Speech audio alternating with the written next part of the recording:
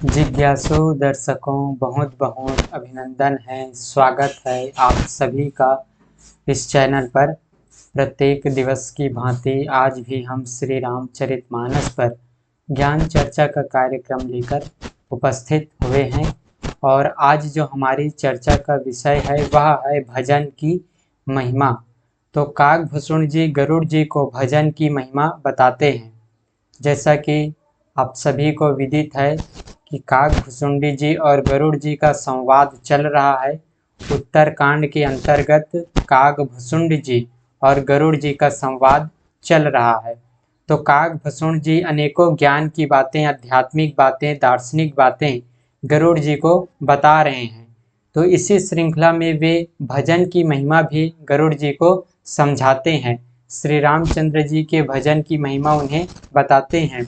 गरुड़ जी से कहते हैं कि हे पक्षीराज, हे गरुड़ जी, सबका मत यही है कि श्री राम जी के चरण कमलों में प्रेम करना चाहिए। ब्रह्मा जी का, शिव जी का, सुखदेव मुनि का, सनकादि और नारद सभी का यही मत है कि श्री राम जी के चरण कमलों में प्रेम करना चाहिए। श्रुति पुराण सभी ग्रंथ कहते हैं कछुए के पीठ पर भले ही बाल उग जाए, कछुए के पीठ पर भले ही बाल उग जाए, बांझ का पुत्र भले ही किसी को मार डाले, आकाश में भले ही अनेकों प्रकार के फूल खिल जाएं, परंतु श्री हरि से विमुख होकर, श्री रामचंद्र जी से अलग होकर, विमुख होकर, दूर होकर जीव सुख को नहीं प्राप्त कर सकता, जीव सुखी नहीं हो सकता। ऐसा गरुड़ जी को समझा रहे हैं। मृग तृष्णा के जल को पीने से भले ही प्यास बुझ जाए, खरगोश के सिर पर भले ही सिंग निकल जाए और अंधकार भले ही सूर्य का नाश कर दे, परंतु श्री राम से विमुख होकर जीव सुख नहीं प्राप्त कर सकता, सुखी नहीं हो सकता। बर्फ से भले ही अग्नि प्रकट हो जाए, परंतु श्री राम से विमुख होकर कोई भी सुखी नहीं हो सकता। प्रभु श्री रामचंद्र जी के भजन के बिना कोई भी सुखी नहीं हो सकता। ये प्रभु श्री रामचंद्र जी के भजन की महिमा है। उनका भजन करने से, उनकी आराधना करने से, उनकी भक्ति करने से जीव सुख को प्राप्त होता है, परम आनंद को प्राप्त होता है। इस तरह से गरुड़ जी को श्री रामचंद्र जी की महिमा काकभूषुंडी जी सुना रहे हैं, उनके भजन की महिमा बता रहे हैं। प्रभु जो है मच्छर को ब्रह्मा कर सकते हैं और ब्रह्मा को मच्छर से भी तुच्छ बना सकते हैं। अर्थात प्रभु श्री रामचंद्र जी जो चाहे सो कर सकते हैं। वो तुच्छ को भी महान और महान को भी तुच्छ बना सकते हैं। ऐसा विचार कर चतुर पुरुष सब संदेह का त्याग करके श्री रामचंद्र जी का ही भजन करते हैं, उनको भजते हैं। मैं आपसे भली भांति निश्चय किया हुआ सिद्धांत कहता हूँ, मेरे वचन मिथ्या नहीं है कि जो मनुष्य श्री हरि का भजन करते हैं, श्री रामचंद्र जी का भजन करते हैं, वे अत्यंत दुस्तर संसार सागर को पार कर जाते हैं। हे नाथ, मैंने श्री हरि का अनुपम चरित्र अपनी बुद्धि के अनुसार कहीं विस्तार से और कहीं संक्षेप में कहा। कहीं पर मैंने विस्तार से कहा, कहीं पर मैंने संक्षेप में कहा। हे सर्पों के शत्रु गरुड़ जी, श्रुतियों का यही सिद्धांत है कि सब कार्य को भूल करके श्री राम जी का भजन करना चाहिए, प्रभु श्री रामचंद्र जी का भजन करना चाहिए। इस तरह से गरुड़ जी को सुना रहे हैं। श्री राम जी को छोड़कर और किसका सेवन किया जाए, किसका भजन किया जाए, जिनका मुझ जैसे मूर्ख पर भी स्नेह है।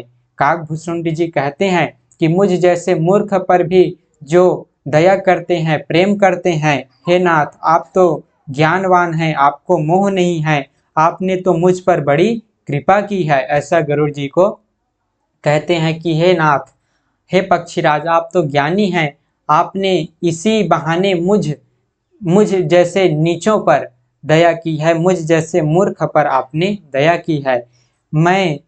आपने मुझसे सुखदेव जी, सनकादि और शिव जी के मन को प्रिय लगने वाली अति पवित्र राम कथा पूछी।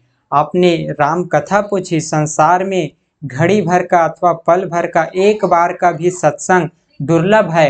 हे गरुड़ जी, अपने हृदय में विचार कर देखिए, क्या मैं श्री राम जी के भजन का अधिकारी हूँ? पक्षियों में मैं तो सबसे नीच हूँ और सब प्रकार से अपवित्र हूँ। कौवे की मेरी योनि है, परंतु ऐसा होने पर भी मैं मूर्ख हूँ, नीच हूँ, ऐसा काकभूषुंड जी अपने आप को कह रहे हैं। और मेरी तो सबसे नीच योनि है, कौवे की योनि में मेरा जन्म हुआ है, परंतु फिर भी श्री राम जी ने मुझ जैसे नीच को भी प्रसिद्ध बना दिया, मुझ जैसे नीच को भी सारे जगत को पवित्र करने वाला प्रसिद्ध कर दिया, अथवा प्रभु ने मुझको पावन बना दिया, अपनी कृपा दृष्टि मुझ पर बरसा दी। वो प्रभु श्री रामचंद्र जी हैं जो ऐसी कृपा करते हैं कि मुझ जैसे नीच पर भी उसने कृपा करके मुझको पावन बना दिया, जगत में प्रसिद्ध कर दिया। ऐसा काकभूषुंड जी श्री रामचंद्र जी की महिमा को, उनके भजन की महिमा को गरुड़ जी को बता रहे हैं। मैं सब प्रकार से नीच हूँ तो भी आज मैं धन्य हूँ।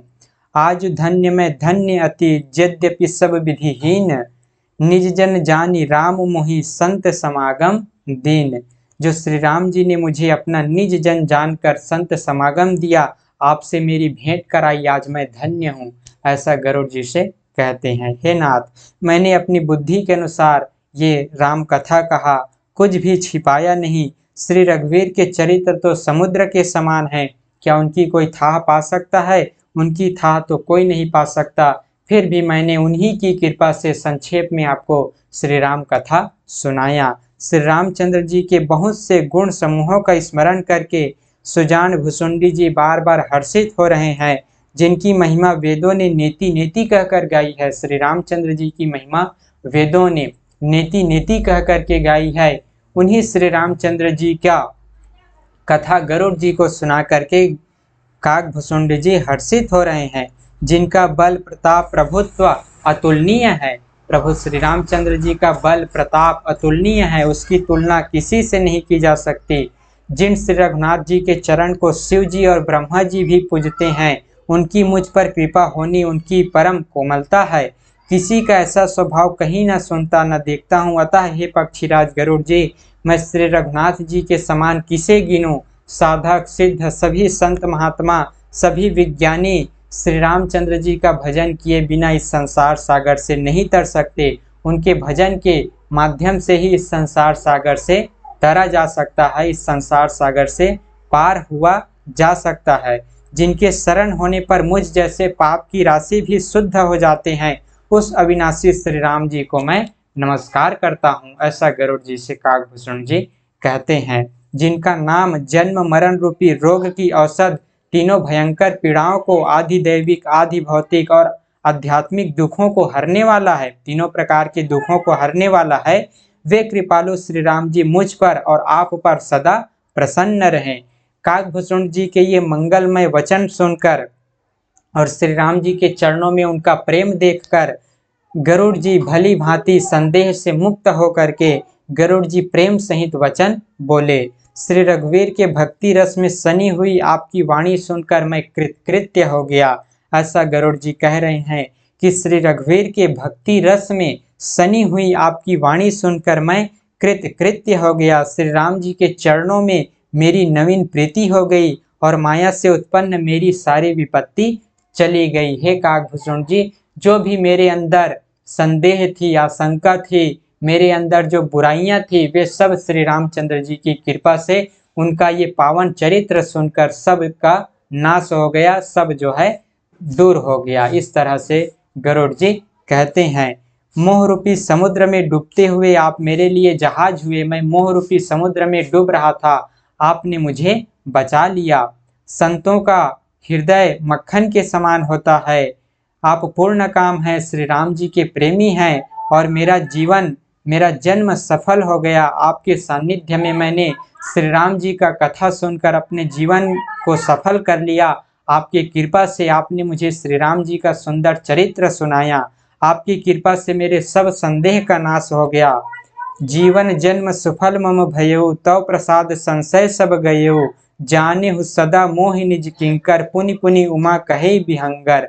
और मुझे सदा अपना दास ही जानिएगा, ऐसा काकभूषुंड जी से गरुड़ जी कहते हैं। शिव जी कहते हैं, हे उमा पक्षी श्रेष्ठ गरुड़ जी बार बार ऐसा कह रहे हैं।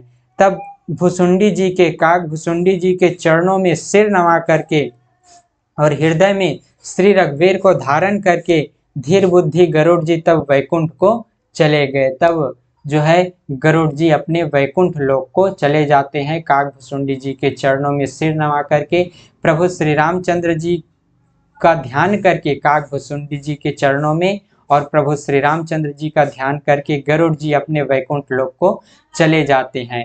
तो इस तरह से गरुड़ जी और काकभुसुंडी जी का सुंदर संवाद हम सभी ने श्रवण किया।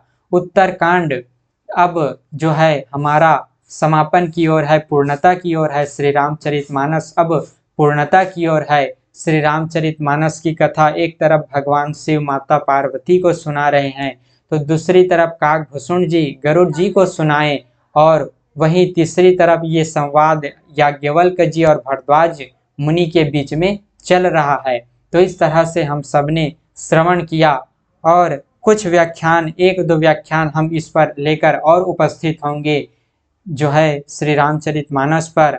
और इस तरह से गरुड़ जी और काकभुसुंड जी का सुंदर संवाद हमने श्रवण किया। प्रभु श्री रामचंद्र जी की कृपा से, भगवान शंकर जी की कृपा से, माँ जगदम्बा की कृपा से हम सभी ने जो है रामचरितमानस का लाभ उठा पाए, हम सभी लोग इसका आनंद ले पाए। यह भी श्रेय उन्हीं प्रभु को ही जाता है। और कथा कहने में कुछ भी त्रुटि हो गई हो तो उसके लिए क्षमा करें। एक दो व्याख्यान हम इस पर लेकर और उपस्थित होंगे, फिर श्री रामचरितमानस की यह कथा हमारी पूर्ण हो जाएगी। हम जो है प्रभु की कृपा से इस श्रृंखला को पूर्ण कर लेंगे। तो इस तरह से आप सभी लोग श्रद्धा स्नेह के साथ श्रवण करते रहिए, ज्ञान का लाभ उठाते रहिए, श्री रामचंद्र जी के चरित्र का आनंद लेते रहिए, उनकी लीलाओं का आनंद लेते रहिए। और आज की इस चर्चा को अब हम यहीं पर विराम देते हैं। पुनः मिलेंगे अगले दिन आगे की चर्चा का कार्यक्रम लेकर। बहुत बहुत आभार आप सभी का। ओम तत्सत।